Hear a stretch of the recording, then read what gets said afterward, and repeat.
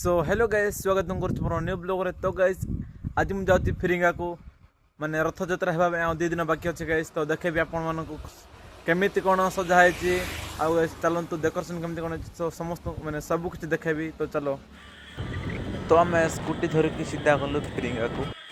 तो finally guys आम पहुँची गलु फिरिंगा को। तो देखिपे गाइज देखते गहलीटा एमती रोचे आउटे रथटा सजाई गाइज देखु एमती भाव सजाही आहरी भी सजेबार अच्छी। तो देखु रथयात्रा में मीना बजार भी आसी आउटे देखु डांस गेम भी अच्छी गाइज। तो सेटा भी सजेबार लगे आउटे रामदोलीटा भी सजेबार लगे।